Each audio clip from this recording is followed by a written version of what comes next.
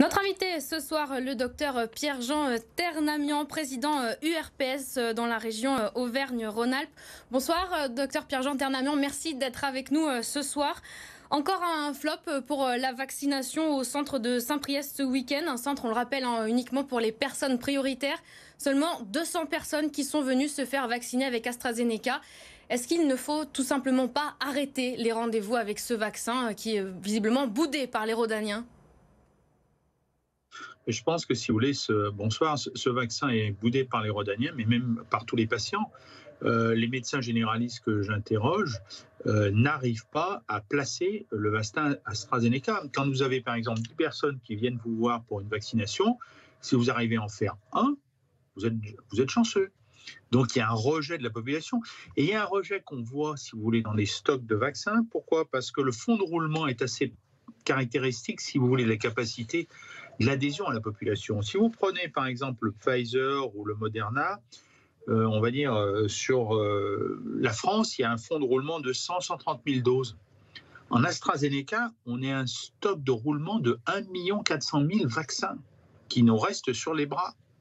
Alors, après, on peut discuter du rapport bénéfice-risque, mais en attendant, on a un vrai souci, si vous voulez, sur l'acceptation par ce vaccin. Et une bonne partie de la campagne vaccinale est basée sur ce type de vaccin à ARN, on va dire, à vecteur adénovirus. Ça risque d'être aussi le problème avec Johnson & Johnson. C'est le même type de vaccin. Et donc, les Français sont assez réticents, même si on a un taux d'acceptabilité autour actuellement de 67-70%. On voit que dans les consultations, quand on rentre dans le dur, les gens vous disent « non, je préfère un Pfizer » ou « j'attends ». Voilà. Docteur Pierre-Jean Ternamian, au final, en fait, aujourd'hui, on pourrait presque dire que les Rhodaniens préfèrent ne pas être vaccinés plutôt que d'être vaccinés avec AstraZeneca. Oui, et ils font tout pour passer avec Pfizer ou Moderna.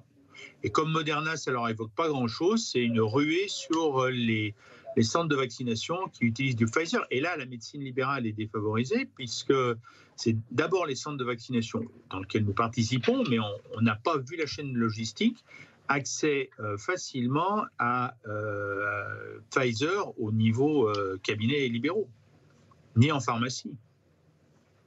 Vous, aujourd'hui, c'est quelque chose que vous demandez notamment aux autorités sanitaires d'avoir accès à d'autres vaccins que l'AstraZeneca pour vacciner plus de monde ? Oui, et c'est d'autant plus possible, si vous voulez, qu'il y a d'autres régions où les gens ont eu, on va dire, l'accès à Pfizer. Le Pfizer, si vous avez une chaîne de froid relative, si vous êtes... Le problème, si vous voulez, c'est de ne pas gaspiller les vaccins et d'aller très vite. Or, quand on annonce aux gens qu'ils ont du Pfizer, alors ils viennent en courant. Hein. Donc, il se réchauffe, vous l'injectez, il n'y a aucun problème. Je prends l'exemple de la Normandie. La Normandie est en capacité de mettre à disposition de la médecine libérale du Pfizer à terme. Aujourd'hui, docteur Pierre-Jean Ternamian, on a donc cette défiance envers le vaccin AstraZeneca. On préfère le vaccin Pfizer. Pour autant, on le rappelle, la vaccination n'empêche pas de respecter les gestes barrières. Beaucoup pensent aujourd'hui qu'une fois le vaccin fait, on peut reprendre une vie normale, mais ce n'est pas vrai. C'est absolument pas vrai, et d'ailleurs c'est bien pour ça que la Haute Autorité de Santé a bien dit qu'à part des circonstances très particulières où vous êtes ensemble et tous vaccinés, sinon il y a un respect absolu des gestes barrières. Et le problème qu'on a, si vous voulez, c'est le non-respect avec la météo, avec la sortie où on a annoncé une sortie de confinement assez proche et progressive. Les gens ne respectent plus déjà les gestes barrières. On est en train de vivre, si vous voulez, alors en sortie de confinement, ce qu'on a vécu avant la deuxième période de confinement, sur les berges du Rhône, où c'était, on va dire, un grand désordre, en septembre, et puis en octobre, la sanction elle est tombée, c'est-à-dire confinement dur en octobre-novembre. Or, là, on a bien vu le week-end, par exemple, sur le parc de la Tête d'Or, où les gens étaient tous ensemble et ils disaient « bon, tant pis, on s'en fout ». Le problème, si vous voulez, c'est que plus on tardera à vacciner, et là actuellement, c'est, on va dire, une véritable hémorragie de nombre de personnes à vacciner du fait que du refus de la population pour AstraZeneca. Donc, on retarde la mise en place de la vaccination parce qu'on n'a pas, on va dire, assez de Pfizer. Et les livraisons de Pfizer sont à peu près constantes. Hein. C'est toujours, on va dire, de l'ordre de 1 million, c'est à peu près stable en distribution, même si effectivement au mois de mai, on a une légère embellie à 2 millions de doses sur la France. Mais plus vous tardez à avoir une couverture vaccinale correcte, plus vous avez de la possibilité d'avoir des variants. Et si en plus vous rajoutez le fait que les gens n'observent pas les gestes barrières, eh bien vous multipliez le risque d'avoir un des variants et une reprise, on va dire de la situation, on va dire d'une situation sanitaire difficile avec les lits de réanimation, ce qui semble être actuellement légèrement le cas de nouveau. Docteur Pierre-Jean Ternamian, je vous coupe. Vous évoquez à l'instant ces gestes barrières qui ne sont pas respectés. On le rappelle, les chiffres qui sont toujours alarmants dans le Rhône. On est encore à un taux d'incidence de 372 cas. Et vous l'avez dit, pourtant, hier, le gouvernement a commencé à esquisser un calendrier du déconfinement. Au final, c'est vraiment trop tôt pour desserrer la vis, selon vous?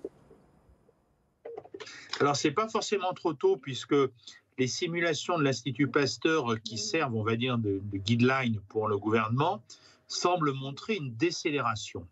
Très clair, on le voit, nous, sur la région, ça a légèrement desserré. On était à plus de 400 sur le Rhône. Ça reste au-dessus de 400 dans la Loire, pour les chiffres d'hier.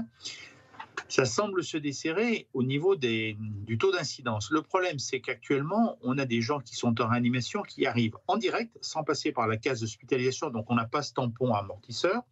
Et le deuxième problème que l'on a à gérer, c'est que la durée d'hospitalisation en réanimation est plus longue.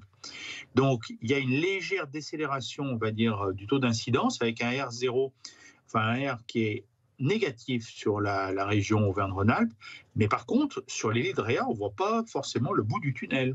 Alors, on a recommencé, on a eu la chance de rouvrir la... Le président a aussi évoqué hier le décalage du couvre-feu, le retarder un petit peu. Les spécialistes disent que ce couvre-feu, ça a eu des effets, mais que ce n'est pas vraiment spectaculaire. Mais d'un autre côté, les beaux jours sont arrivés. Il faut donner de l'air aussi aux Lyonnais et aux Rhodaniens. Vous comprenez cette piste? Il faut jouer un peu sur les deux tableaux. D'un côté, l'aspect psychologique des gens avec ce confinement, mais aussi les problèmes en service de réanimation. Oui, mais si vous voulez, je suis très partisan, on va dire, de toute manière, les gens ne le respectent pas, le couvre-feu. Premier point.